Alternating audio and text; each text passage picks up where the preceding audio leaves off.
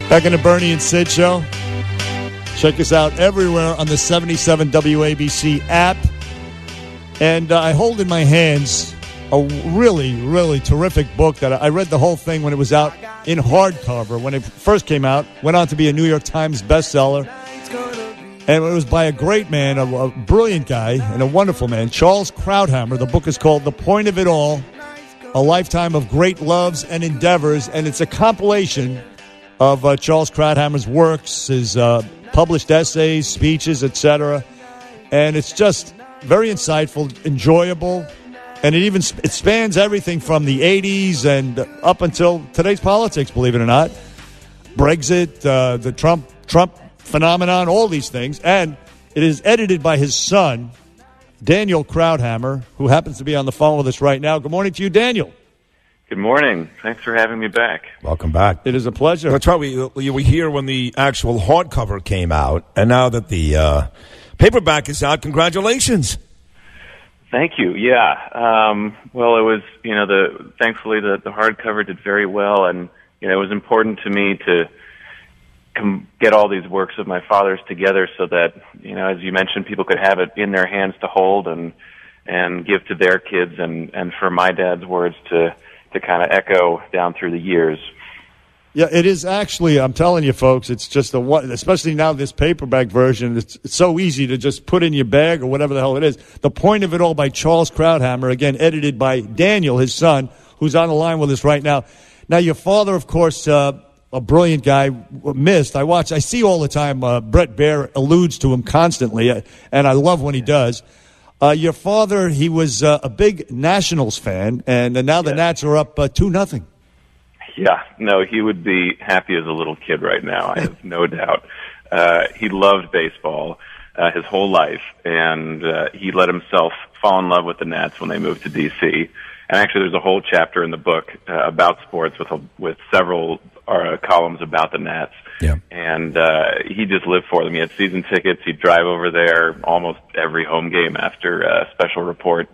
And I've actually kept his season tickets, so I've been going to all the playoff games in his honor. And that was my favorite chapter of the book, and they have been a huge underdog, one of the biggest underdogs in World Series history. And they take the first two games, and they beat Cole and Verlander in Houston. Daniel, one of the reasons why I loved your father was I don't appreciate, for the most part, folks that are biased, folks that are in the Trump camp, that no matter what he does, he can't do anything wrong. And the other extreme, which is no matter what he does, he can't do anything right. And what was great about your dad was, specifically his conversations with Bill O'Reilly, who will join us in about 2 hours here today, is both of those guys had no issue criticizing the president when, in fact, he did something silly, and giving him credit when, in fact, he did something well. There's not a lot of that out there in the news media today. I think that's where your father is missed most. Yeah, I think you're absolutely right. And I actually, for the paperback edition, I wrote a new preface where I talk about this quite a lot. Because over the past year, I traveled around the country quite a bit to talk about the book and met a whole lot of people. I mean, hundreds, thousands of people who read my dad and watched him and really looked at him as kind of a guide to how to figure out the world.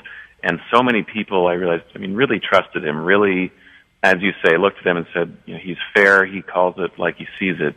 And I think it is something that's more rare. And my dad, it was his second career doing writing in politics. He started as a doctor. And when he moved to that career, he said, look, I'm giving up something that really helps people. So if I'm going to write and do this, I need to do it for the right reasons. I'm going to tell the truth, say exactly what I think, make the best, most logical arguments I can, and I'm going to let the ideas and the words speak for themselves. I'm not going to play sides. I'm not going to be on anybody's team. I'm not here to be, an operative or an advocate. I'm here to try to convey the very best ideas that I know how, and that's how he saw his job and his vocation, really, to try to improve and better our political discourse. Daniel Krauthammer, the son of the late, Charles Krauthammer. The book is called The Point of It All, and it's out in paperback right now. You can get it at charleskrauthammer.com. charleskrauthammer.com. It's a great read. It's a fun read. It spans everything from baseball, chess, which your father loved as well, culture, politics, Ronald Reagan, who he loved, again, for his decorum and everything else, to Brexit, all of that stuff. But now I learned that your father coined the phrase Bush derangement syndrome, which is used today a lot regarding the president, the Trump derangement syndrome. But your father coined it. Yeah, he did.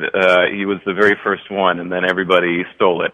Yeah. Now, as you say, it's kind of common currency. But, there's even an article in this book about Trump derangement syndrome, which my dad subsequently coined as his, an addendum to his original theory. So, there are quite a few of these over the years that he came up with, including the Reagan doctrine, Bush doctrine, quite a lot of stuff that kind of became common parlance, and quite a lot of that's in the book.